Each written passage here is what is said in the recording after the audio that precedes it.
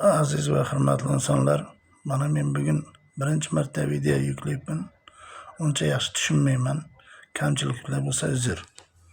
Men endi buni oxirigacha bir boshidan 17-yildan beri bo'lgan voqeani hammasini yoritib, ijtimoiy tarmoqqa yoritib beraman nasib bo'lsa.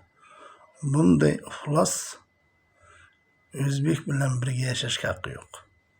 Shunga yordam berishlaringizni iltimos qilib so'rayman.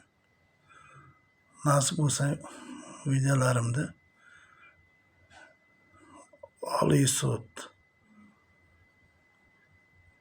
Respublika ichki ishlar, Prezidentimiz Shavkat Mirziyoyev hammasiga batafsil tarqataman. Qanday kirdikorlari bo'lsa ochib beraman buni. Bunday insonlarni oldini olmasak, bunaqa insonlar ko'p oilaning ro'zg'orini buzyapti. Pulini olib bular maishat qilib yashayapti. Pulini bergan odam horizor bo'lib beribdi buni orqasidan. O'ldirib bersa qamalib ketishdan qo'rqyapti. Shuning uchun bunga qanaqa nima qilishlik kerakligini kommentariyada yozingiz aziz insonlar. Buni hali ko'p kirdikorlarni ochib beraman men. Buni orqasidan xotini, akasi yig'lab har birimizni uyimizda ichki chelab yotdi. Shuni qamoqdan chiqarib olaylik, uyimizni sotib bo'lsa ham beramiz deb. Bunga rahmimiz kelib qamoqdan chiqardik.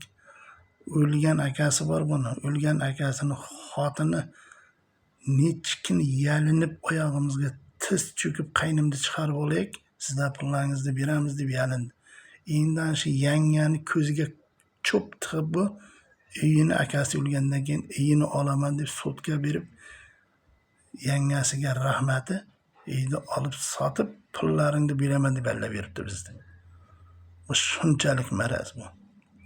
Ertaga o'zini farzandiga ham shunday qiladi bu pul uchun. Halbuki yangaga qilyapti bu. Akaga go'rda yotgan, qabrda yotgan akasi tikka turibdi hozir. Buni qilayotgan qilmishidan.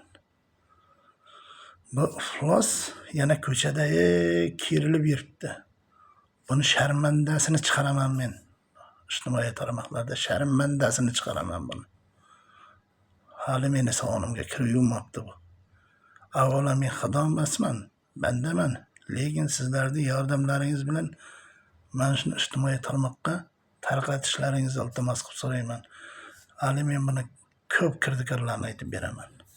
Sizlarga katta rahmat.